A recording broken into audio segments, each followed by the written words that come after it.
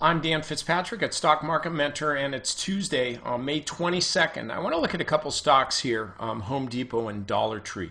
And here's why. They kind of, pretty much exemplify what's wrong. Well, I shouldn't say what's wrong. The market's the market. I was going to say what's wrong with the market.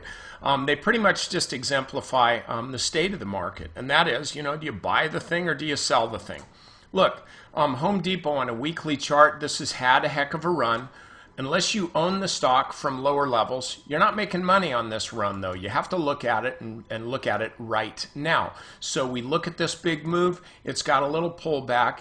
Does this mean that this is a buying opportunity? We look at the daily chart and see, well, if you're going to trade this thing halfway technically, you're going to see a big key breakdown here. You can't miss it. 50-day moving average. Hadn't even been support. Shoot, the 20-day moving average defined support. That's this middle Bollinger Band. But the stock came back to this level here. First time it had been there in a while, turned around for a few days, boom, and then sold off. What does that do? First of all, what's it do to the uptrend? Nothing. It really just kind of gives you a buying opportunity. This looks a little bit like the gold chart did quite a while ago, but that's for another time. The bottom line is I look at this and I say, okay, well, I want to buy this stock.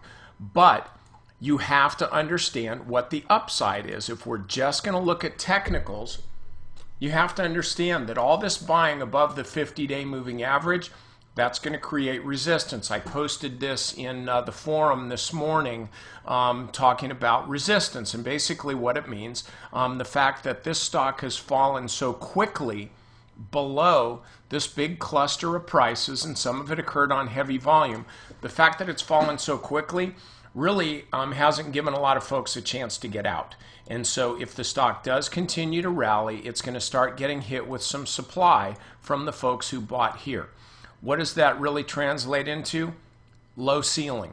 That's really what I'm talking about. If you look and see this stock, it's fallen below that support line.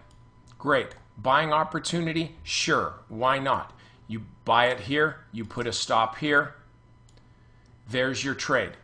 You're looking for how much upside? Well, if you're purely a technician, you're going to look and see for it to go up to maybe 50, 51, something like that, and then ultimately roll over, and that's the end of the trade. That is if you're trading it technically. But if you're really looking at the fundamental story and you're bullish on the stock fundamentally, you're going to see this pullback as a buying opportunity and you're going to get long. Either way, all I'm telling you is have a stop in place. This is a tough market. It's a dicey market. A lot of Europe has already been factored in. Has it all been factored in? Couldn't tell you. I kind of don't think so, but the market did not call me up and pull me, so I'm just going on, my own observations. So we'll look at Dollar Tree, and you see it's got a similar dynamic here. Let's start with the weekly chart, though. This is a much clearer and actually more intact uptrend than Home Depot. We'll look at them in the same time frame. Here's Dollar Tree.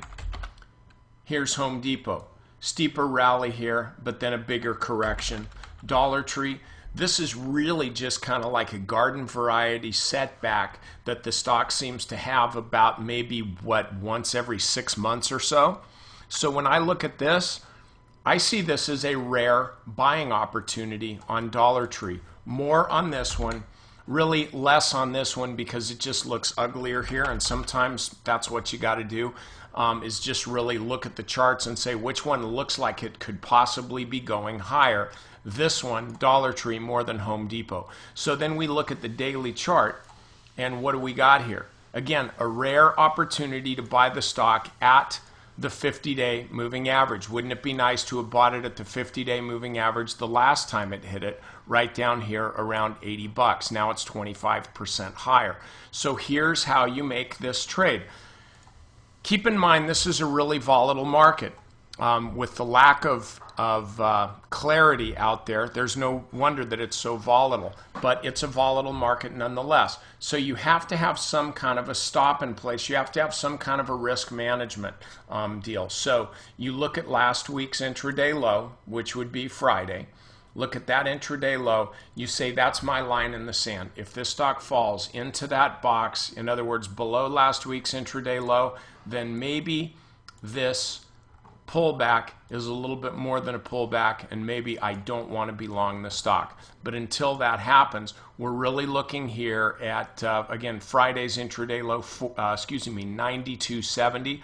We're looking at that as a key low on this stock. So you buy this stock on the dip, you contain your losses with the stop right down there, and that way you can stay long a really good stock even though it's pulled back quite a bit. So anyway, those are my thoughts on Home Depot and Dollar Tree. And again, they really kind of exemplify the dynamic that's playing out in so many stocks within this market, and that is nice uptrends, so technically they're working.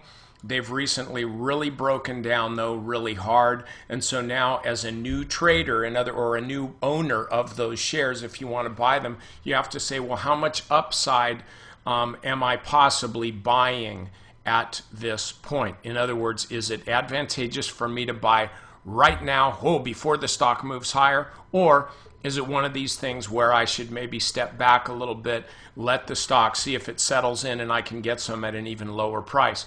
With these two stocks, you just simply define your low by the last low, go ahead and take some stock now, and then just see how the thing trades. Accumulate more if the stock continues to move higher. But in my view, if the stock continues to move lower, I would rather take a small loss and then look to buy them back at an even lower level. That just makes more sense to me. Now, I know I'm going on a little bit longer than I wanted to, but I think this is important for everybody. If I'm buying a stock here, and the stock ultimately goes down to there and then moves up here. Okay, and of course we have the benefit of hindsight, but that's what this is all about, right? It'd be nice to just hold the stock, ride it through this big pullback here, and on to victory. That's great. But what if the stock instead continued to do that? Well, then it wouldn't have worked to hold the stock all the way through here. So what I basically advocate is this. You set your stop, you sell the stock, you avoid this part of the pain. Or, of course, if the stock continues lower, that part of the pain. So you avoid that whole mess down there. What do you do then? Do you just say, woo, glad I didn't buy Dollar Tree, I'm out of here, I'll go buy something else? No, if it's a stock that you're interested in owning, you got to buy it first. Well, buy it right. So if you got stopped out here, you look to buy it at a lower level once the stock gives you the sense that it's bouncing higher, kind of like it did right here. You can keep buying this thing all the way down, getting stopped out every single time. Hopefully you're not going to do it too many times, but you get stopped out for small losses, but at least you are not riding it all the way down because you don't know how low it's going to go. So I say you go ahead and buy some stock. If it moves against you, you take a loss. You watch the stock, you buy it again. You do not ride the stock all the way down because you don't know how far it's going.